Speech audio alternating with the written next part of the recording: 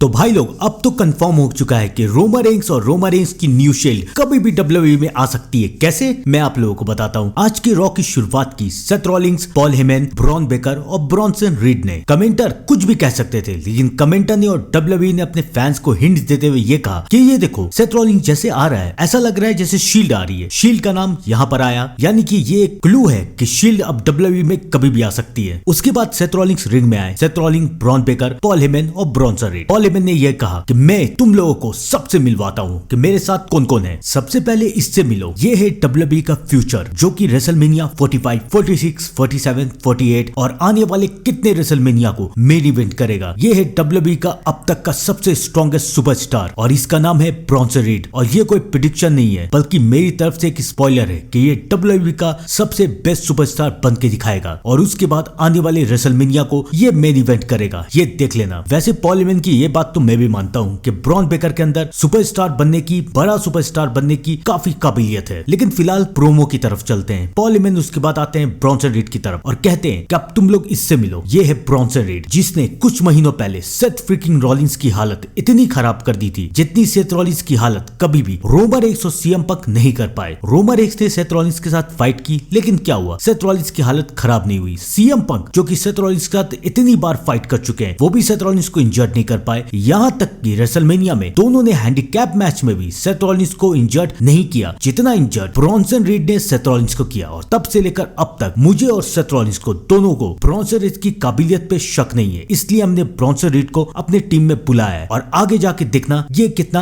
आगे निकलेगा। और सबसे आखिरी में हमारा लीडर सेथ फ्रीकिंग रॉलिंस। मैं तुम्हें एक विजनरी दे रहा हूँ जो कि इस कंपनी का फ्यूचर संभालेगा। कंपनी का फ्यूचर अगर किसी के हाथ में सही है तो वो सिर्फ सेथ रॉलिंस है। सेथ रॉलिंस के अलावा इस कंपनी को और कोई भी नहीं चला सकता। और ये ग्रुप जो तुम देख रहे हो वो डब्ल्यूडब्ल्यूई का one of the most dominating group है। तो इसलिए मैं आज सबके सामने ये कहना चाहता हूँ कि acknowledge Seth freaking Rollins. Paul हेमन ने ये कह के ये साबित कर दिया है कि आप पॉल हेमन रोमन रेंस को कभी भी बुला सकते हैं और रोमन रेंस कभी भी आके पॉल हेमन और सेथ रॉलिंस दोनों की धज्जियां उड़ा सकता है। इस बारे में आगे बात करेंगे। उसके बाद माइक सेथ रॉलिंस ने लिया। सेथ रॉलिंस ने माइक लिया तो जो पब्लिक अभी तक सेथ रॉलिंस का गाना गा रही थी, वो पब्लिक सेथ रॉलिंस को बू करना शुरू कर देती है। सेथ रॉलिंस पूछता है, तुम लोग मुझे बू कर रहे हो? तुम लोग इतने बड़े दोगले हो कि अभी कुछ देर पहले मेरा गाना गा रहे थे और उसके बाद अभी मुझे बू कर रहे हो। तुम लोग मुझे बू क्यों कर रहे हो? क्या तुम लोगों को ये नहीं लगता कि डब्ल्यूडब्ल्यूई की जो पावर है वो मेरे ही हाथ में सही है? मेरे अलावा डब्ल्यूडब्ल्यूई की पावर किसी के हाथ में सही बिल्कुल भी नहीं है। तुम लोगों को क्या लगता है कि डब्ल्यूडब्ल्यूई की पावर